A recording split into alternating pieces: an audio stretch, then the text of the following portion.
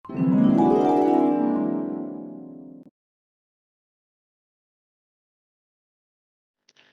kesempatan malam yang berbahagia kali ini, hari Rabu malam Kamis, tanggal 13 Safar 1447 Hijriah, atau yang bertepatan dengan tanggal 6 Agustus 2025, kita kembali diberi kekuatan, kesehatan, hidayah serta taufik dari Allah Jalla wa'ala, sehingga kita bisa kembali menghadiri pengajian rutin tafsir Al-Quran di Masjid Agung Darussalam Purbalingga.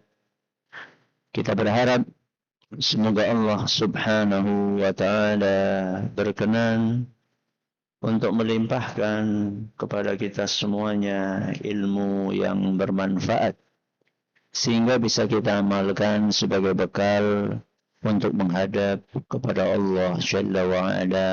Allahumma amin. Salawat dan salam semoga senantiasa tercurahkan kepada junjungan kita Nabi Agung Muhammad sallallahu alaihi wasallam, kepada keluarganya, sahabatnya, dan umatnya yang setia mengikuti tuntunannya hingga akhir nanti. Seperti biasanya, sebelum kita mengawali pengajian malam hari ini, kita akan membaca sebagian dari ayat-ayat yang termaktub di dalam surat yang mulia, surat At-Takwir. Semoga Allah Subhanahu wa Ta'ala memberkahi majelis kita. أعوذ بالله من الشيطان الرجيم.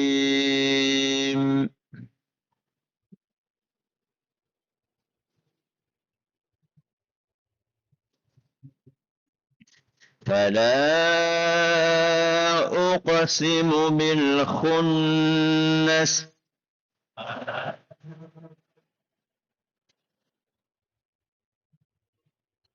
الجوار الكنس والليل إذا عسعس والصبح إذا تنفس إنه لقول رسول كريم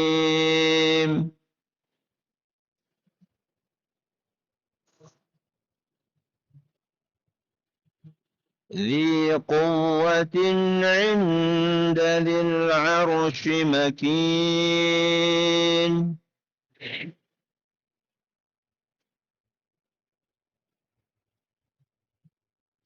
مطاع ثم أمين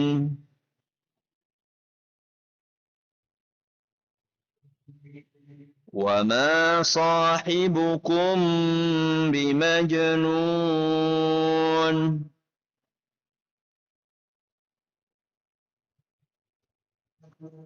ولقد رآه بالأفق المبين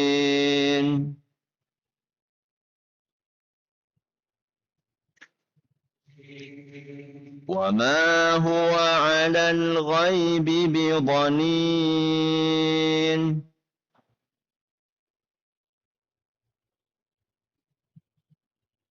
وما هو بقول شيطان رجيم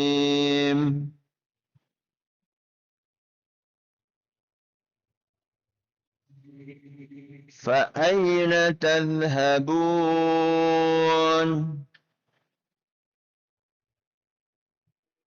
إن هو إلا ذكر للعالمين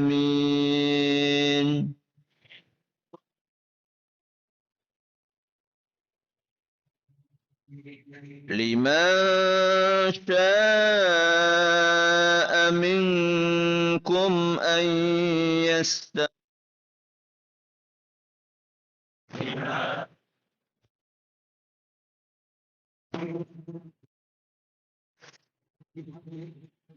وما تشاءون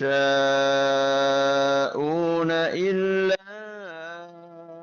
أن يشاء الله رب العالمين.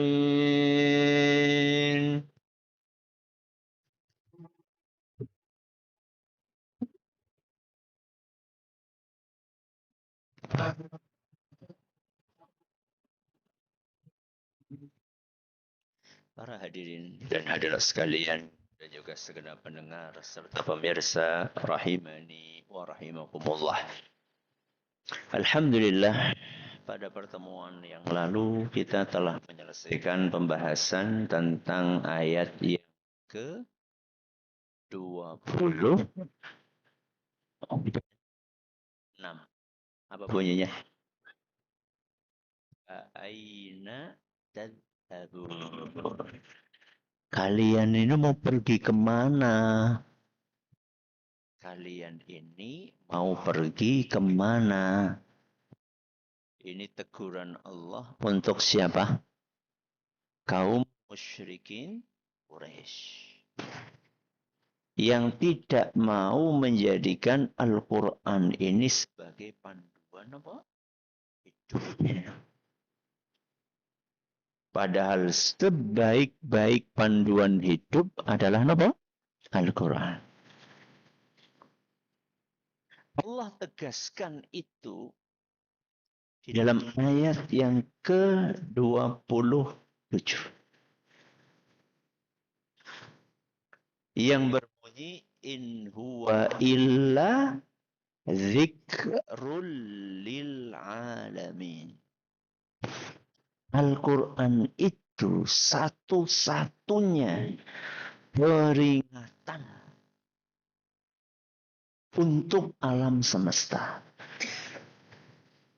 Jadi kalau kalian wahai musyrikin Quraisy akan mencari panduan hidup selain Al-Quran, tidak mungkin nemu. Fa'aina tadhabun? Mau kemana kalian? Ini loh Al-Quran ada di hadapan kalian. Ini loh Al-Quran dengan segala keistimewaannya. Kenapa kalian tinggalkan Al-Quran? Setelah Allah Subhanahu wa ta'ala memberikan teguran kepada mereka, Allah memberikan solusi.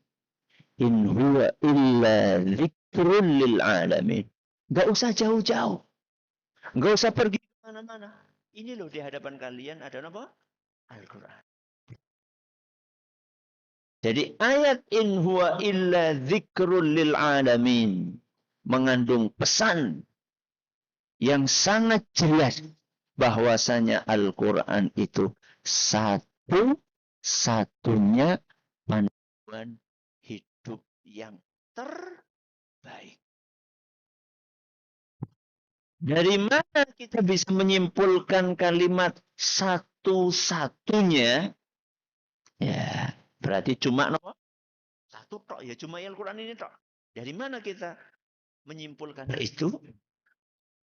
Bagi yang pernah belajar bahasa Arab, dari penggunaan uslub atau gaya bahasa yang menggabungkan antara an-nafyu wal istithna yang ada di dalam kalimat in huwa illa. In huwa terus apa? Ketika digabungkan antara an-nafyu dengan al-istithna, maka menghasilkan kata Al-Allamah Ibnu Ashur rahimahullah al-qasr. Yang tadi sudah saya terjemahkan, apa? Satu-satunya. Mari kita bahas makna dari ayat ini. In huwa illa apa? Zikrul lil alamin. Karena kandungan yang sangat luas, Maka kita akan bagi ayat ini menjadi 2 pertemuan. Hari ini kita hanya akan membahas kalimat in huwa illa dzikrun. Nanti di pertemuan yang akan datang kita akan kupas kalimat apa? Lil alamin. Insya Allah. In huwa illa dzikrun. Sesungguhnya Al-Quran itu tidak lain adalah zikrun. Apa arti zikrun? Ketika kita baca kitab-kitab tafsir dan juga kitab-kitab bahasa Arab, maka bisa disimpulkan sekurang-kurangnya arti dari zikrun itu ada 5. Pinten? 5. Yang pertama, zikrun itu artinya nasihat.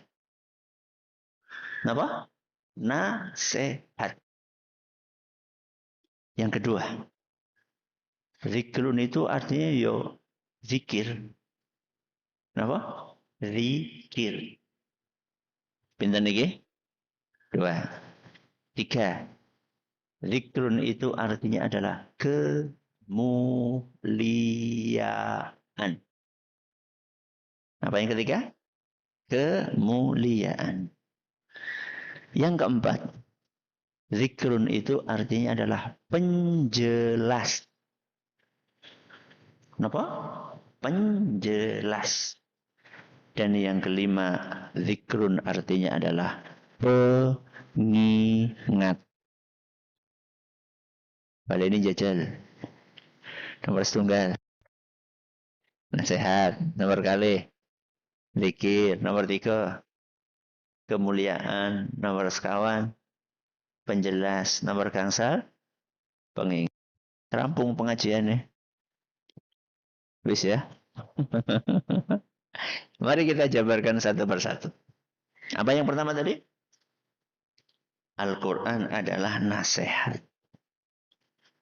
Ketika para ulama tafsir menafsirkan ayat tadi in huwa illa dzikrun, maka di antara tafsir yang mereka sampaikan, dzikrun artinya adalah mau'izah. Apa? Mau'izah. Kan kita sering kita dengarkan mau'izah apa? Hasanah. Apa artinya tadi mau'izah? Nasihat. Jadi kalau kita buka Al-Quran, maka kita akan temukan di dalam Al-Quran nasihat yang sangat beragam. Ketika kita buka Al-Quran, kita akan mendapatkan nasihat yang mengingatkan kita tentang sinten? Allah subhanahu wa ta'ala. Yang menjelaskan kepada kita siapakah Allah. Bagaimanakah sifat-sifat Allah subhanahu wa ta'ala. Apa saja nama-nama Allah. Seperti apakah kesempurnaan dan kemuliaan sinten? Allah. Ketika kita buka Al-Quran, kita akan temukan bahwa Al-Quran memberikan nasihat kepada kita. Mengingatkan kita betapa banyaknya nikmat yang Allah berikan kepada kita. Nikmat yang sifatnya lahir maupun nikmat yang sifatnya batin. Nikmat yang sifatnya duniawi maupun nikmat yang sifatnya ukhrawi. Yang semua nikmat ini menuntut kita untuk mensyukurinya. Saat kita buka Al-Quran, maka kita akan temukan nasihat yang mengingatkan betapa fakirnya kita kepada sini, kepada Allah. Bahwa manusia itu tidak mungkin sekejap mata pun lepas dari ketergantungan kepada Allah. Antumul fuqara'u ilallah. Wahai para manusia, semua kita itu butuh kepada sini, kepada Allah.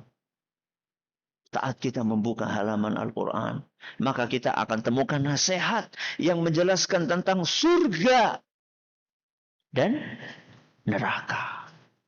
Di dalam Al-Quran kita akan temukan ayat-ayat yang menerangkan tentang kenikmatan-kenikmatan yang ada di surga. Yang luar biasa indahnya. Tapi ketika kita berpindah ke ayat yang lain, kita akan temukan bagaimana Allah menjelaskan neraka. Dan azab yang ada di dalamnya yang sangat mengerikan. Ketika kita buka Al-Quran, maka suatu saat kita akan temukan perintah-perintah Allah. Allah memerintahkan A, Allah memerintahkan B, Allah memerintahkan C. Kita pindah ke ayat yang lain, kita akan temukan nasihat. Allah menyampaikan larangan. Jangan berzina, jangan apa? Mabuk, jangan judi, jangan. Kalau tadi apa? Lakukan. Perintah sholat, perintah puasa, perintah haji, perintah jujur, perintah takwa. Ketika kita buka Al-Quran, maka kita akan temukan penjelasan yang begitu gamblang tentang kebaikan dan keburukan. Ini loh kebaikan yang akan mengantarkan kita ke surga. Ini loh keburukan yang akan mengantarkan kemana? Ke neraka. Ini makna yang pertama. Apa makna yang pertama? Zikir. Apa?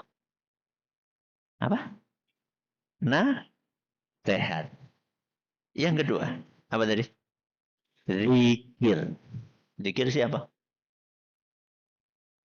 Zikir. Bacaan. Ya. Selama ini tahunya kita zikir apa? Subhanallah, alhamdulillah, wa la ilaha illallah, Allahu akbar, la haula wa la quwata illa billah, astaghfirullah al-azim. Iya betul itu zikir. Tapi ada zikir yang lebih istimewa daripada itu. Napa? Baca Al-Quran. Jadi ketika jenengan baca Quran, jenengan lagi napa? Zikir. Kalau ora tau zikir, saben dina nyekeli Quran terus. Wong maca Quran itu adalah zikir. Dalam hadis riwayat Ahmad, Nabi kita Muhammad SAW mengatakan, Afdolul kalami ba'dal Quran. Ucapan yang terbaik, yang paling afdol setelah Al-Quran adalah Subhanallah, Alhamdulillah, La ilaha illallah, Allahu Akbar. Berarti Subhanallah, Alhamdulillah, La ilaha illallah, Allahu Akbar. Paling afdol setelah Al-Quran. Berarti lebih afdol mana? Al-Quran. Maka yang belum bisa baca Quran berarti telah meninggalkan zikir yang paling apa? Afdal. Mulane wis tua Ustaz. Justru wis tua kuwe. Dalam maning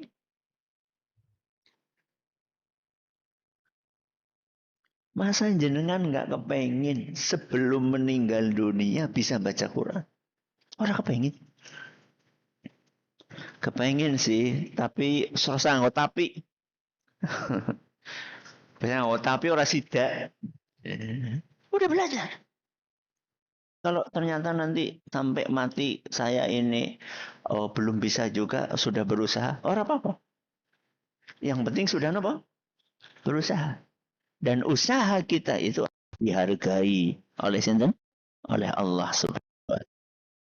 Namun perlu diingat sebagaimana dijelaskan oleh Imam Al-Qurtubi rahimahullah, wa aslu dzikri at-tanabbuhu bil qalbi lil madhkuri wat tayaqqudhu lahu.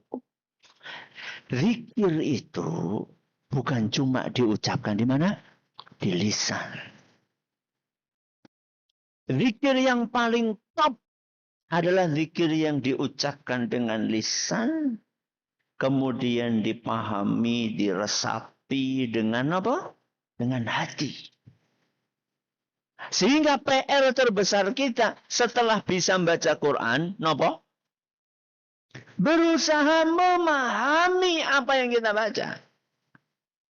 Bagaimana mungkin kita akan bisa membaca dan memahami nasihat Allah yang dibawakan di dalam Al-Quran kalau kita nggak ngerti maknanya.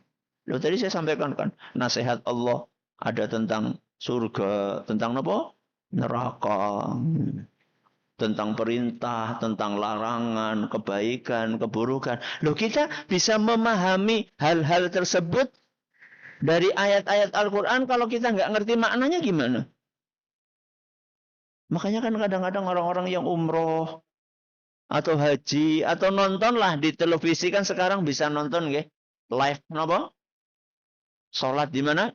Masjidil Haram, Masjid Nabawi. Itu kan kadang-kadang imamnya nangis gitu.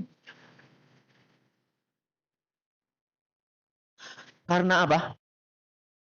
Melewati membaca ayat-ayat tentang surga. Jadi kangen apa? Pengen surga. Membaca ayat-ayat tentang neraka. Jadi apa? Takut. Ingat dengan dosa-dosa yang menumpuk. Ya, jamaahnya pada nangis juga. Ya, wallahu alam nangisnya karena apa? Ada yang nangisnya karena terbawa apa? Suasana. Nangis ya, masa orang nangis. Ada juga yang nangisnya nganti seperti orang paham-paham. Ada juga yang nangis mungkin suwe banget. Jadi zikir itu nggak cuma dibaca, diapakan? Dipahami, diresapi. Karena itu adalah kunci untuk mengamalkan. Bagaimana mungkin kita bisa mengamalkan isi Al-Quran kalau kita tidak memahami maknanya? Oke, ini yang keberapa? Yang kedua. Yang ketiga, kenapa, Pak? Kemuliaan. Jadi Al-Quran itu adalah kemuliaan. Kata sebagian ahli bahasa, al-zikru al-ala'u wasyaraf. Zikir itu adalah kemuliaan. Berarti Al-Quran itu adalah sumber kemuliaan. Maka siapapun yang dekat-dekat dengan Al-Quran, dia akan mulia. Apapun yang dekat-dekat dengan Al-Quran, maka akan mulia. Saya kasih contoh. Satu, malaikat Jibril alaihissalam menjadi salah satu malaikat yang paling mulia. Dari berapa malaikat? Oh, nggak tahu ada berapa. Mungkin dari miliaran atau triliunan kita nggak tahu. Saking apa?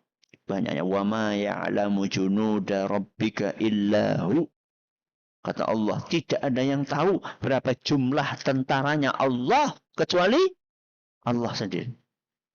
Dari sekian banyak malaikat yang tidak terhitung jumlahnya tadi, salah satu yang paling mulia sinten? Malaikat Jibril. Kenapa? Salah satu sebabnya adalah karena malaikat Jibril yang membawa apa? Al-Qur'an. Karena malaikat Jibril membawa Al-Quran, maka malaikat Jibril pun menjadi Rasulin. Masih ingat? Karim. Surat apa? At-Takwir masa kelalen. Ayat pinten? 19. Apa bunyinya? Innahu laqaulu Rasulin Karim. Siapakah dia? Malaikat Jibril. Malaikat Jibril menjadi malaikat yang sangat mulia karena membawa Al-Quran yang merupakan sumber kemuliaan. Satu, malaikat Jibril. Contoh yang kedua, sinten? Nabi Muhammad sallallahu alaihi wasallam. Dari sekian banyak nabi dan rasul yang diutus ke muka bumi, yang paling mulia sinten? Nabi Muhammad sallallahu alaihi wasallam. Kenapa? Salah satu sebabnya adalah karena beliau yang menerima Al-Quran. Terus mendakwahkan dan mengajarkan kepada umat manusia. Karena beliau yang menerima Al-Quran dan Al-Quran merupakan sumber kemuliaan, maka beliau pun menjadi nabi yang paling mulia. Ana sayyidu waladi Adam wala fakhr. Aku, kata Nabi sallallahu alaihi wasallam, adalah pemuka, pemimpin seluruh anak Adam. Pinten jumlah? Wallahu a'lam. Dan aku sampaikan ini bukan untuk menyombongkan diri, kata Rasul sallallahu alaihi wasallam. Sehingga nanti yang berhak untuk pertama kali membukakan pintu apa? Surga, sinten? Nabi kita Muhammad SAW.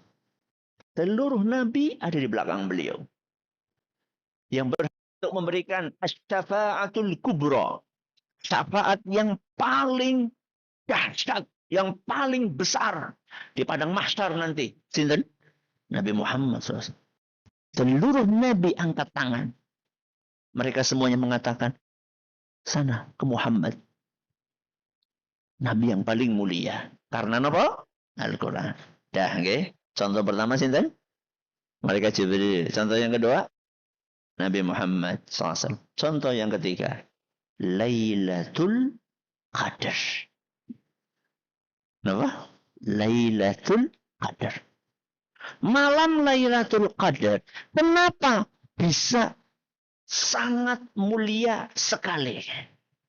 Bahkan lebih mulia dari 1000 bulan.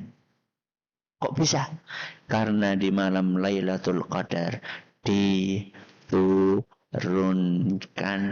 Al-Quran. Al-Quran sumber kemuliaan. Begitu diturunkan di suatu malam, maka malam itu menjadi malam yang paling mulia. Inna anzalnahu fi Lailatul Qadar. Qadar itu artinya kemuliaan. Dah. Sudah berapa ini? 3, 4. Kaum mukminin, kaum muslimin yang berpegang dengan Al-Quran, maka mereka akan menjadi manusia-manusia yang mulia. Berarti kita punya kesempatan apa? Apa kata Rasul sallallahu alaihi wasallam dalam sebuah hadis yang diriwayatkan oleh Imam Ahmad, dan isnad hadis ini dinilai hasan oleh Imam Al-Iraqi. Rasulullah SAW bersabda, Inna lillahi ahlina minan nas. Sesungguhnya Allah Subhanahu wa Ta'ala punya keluarga dari kalangan para manusia. Ustaz, Allah kan lam yalid, tidak punya bapak, tidak punya apa? Anak, Ustaz. Kok di sini Nabi SAW mengatakan Allah punya keluarga? Keluarga yang dimaksud di sini adalah orang-orang yang dekat sekali dengan Allah. Seperti keluarga sama kita, dekat sama badan? Dekat apa orang? Dekat mbak? Nah, dekat lah, masa keluarga nggak dekat? Nah. Maksudnya seperti itu. Jadi orang-orang istimewa yang punya kedudukan spesial dengan sinten? Dengan Allah.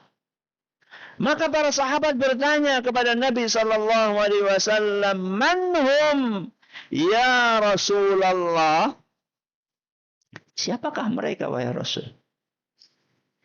Yang menjadi keluarganya Allah, yang memiliki kedudukan spesial di sisi Allah. Qala ahlul Quran. Sinten? Ahlul Quran. Wong sing rajin maca Quran. Orang yang berusaha untuk menghafalkan Al-Quran. Orang yang berusaha untuk memahami Al-Quran. Orang yang berusaha untuk mengamalkan Al-Quran. Hari ini sudah berapa juz? Menang baik ya.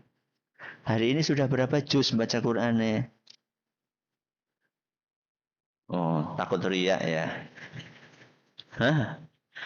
Katanya ahlul Quran. Kemuliaan itu bukan didapatkan dengan dolanan HP. Kemuliaan itu didapatkan dengan seberapa kita dekat dengan Al-Quran. Seberapa sering kita membuka Al-Quran. Coba, hari ini berapa kali kita membuka Al-Quran dan hari ini berapa kali kita membuka HP. Coba dikasih kenapa? Seret. Kayak ngitungnya apa kayak? Pilihan lurah kan? Ya, sada gitu. Coba. Nanti kita akan terbelalak. Bahwa kita dalam sehari buka HP 100 kali. Buka Al-Quran 0 kali. Qur'ane biar ngerti ngendi. Keralen Ustaz, mianano jadi apa jenengane? Mahar, mas kawin. Ya. Masih rapi kayak Ustaz. Aula wala quwata illa billah. Kita mau mulia dari mana? Kita ini pengen kemuliaan dari mana? Wong Al-Quran gak pernah disentuh. Al-Quran gak pernah dibaca. Al-Quran gak pernah dipahami. Al-Quran gak pernah diamalkan. Mau dapat kemuliaan dari mana? Ini yang keberapa? Yang ketiga. Yang keempat. Apa tadi? Penjelas. Dzikru, zikrun, kata para ahli tafsir, dimaknai dengan bayan. Ya. Dzikru, salah satu maknanya adalah al-bayan. Penjelas. Penjelas apa? Penjelas apa? Apa saja. Ya. Penjelas apa saja. Sebagaimana yang Allah tegaskan dalam Al-Quran An-Nahl ayat 89, wa nazzalna 'alaikal kitaba tibyanan likulli syai'. Dan sungguh kami telah turunkan kepadamu wahai Muhammad Al-Quran tibyanan sebagai penjelas. Penjelas apa? Likulli syai'. Segala apa? Sesuatu. Sehingga kalau kita buka Al-Quran, kita pahami, kita renungi, kita cermati, kita hayati, maka kita akan mendapatkan bahwa Al-Quran itu menjelaskan semua prinsip, semua nilai, semua hukum yang diperlukan. Contoh, kalau dapat musibah disuruh mengucapkan apa? Inna lillahi wa inna ilaihi raji'un. Inna lillah. Sesungguhnya kita adalah apa? Miliknya Allah. Kita itu maksudnya tubuh kita atau barang-barang yang kita miliki. Semua. Sandal termasuk? Sandal termasuk? Berarti kalau bariki sandal hilang, beri. Inna lillah. Serasa misuh-misuh. Hilang ya wis. Ya, tuku mana nih dia duit. Inna illa wa inna ilaihi raji'un. Dan sesungguhnya kita akan kembali kepada sinten? Kepada Allah. Sudah. Jangankan barang yang kita miliki, lawang tubuh ini itu akan kembali kepada Allah. Semen Al-Quran. Jadi Al-Quran itu adalah pengingat. Nah, kenapa kok kita perlu diingatkan Ustadz? Ya, karena memang aslinya manusia itu lupa. Nah, lupa kacamata apa lupa tujuan hidup? Nah, lupa kacamata sih gampang. Lupa tujuan apa? Hidup. Apakah itu terjadi? Sangat terjadi. Manusia ketika lahir itu punya apa? Fitrah untuk mengingat Allah, untuk cenderung kepada kebaikan. Kok bisa lupa Ustaz? Ya karena banyaknya faktor. Entah itu karena pergaulan. Kita baru sampai apa? In huwa illa dzikrun. Berarti kita akan lanjutkan insyaallah sisa dari ayat tadi yaitu lil alamin di akhir ayat tadi. Semoga Allah berkahi ilmu yang kita pelajari. Terima kasih atas perhatiannya. Mohon atas segala kurangannya. Kita akhiri. Subhanakallahumma bihamdika asyhadu an la ilaha illa anta astaghfiruka wa atubu ilaik. Assalamualaikum warahmatullahi wabarakatuh. Jangan lupa untuk subscribe dan share bila kajian ini dirasa bermanfaat.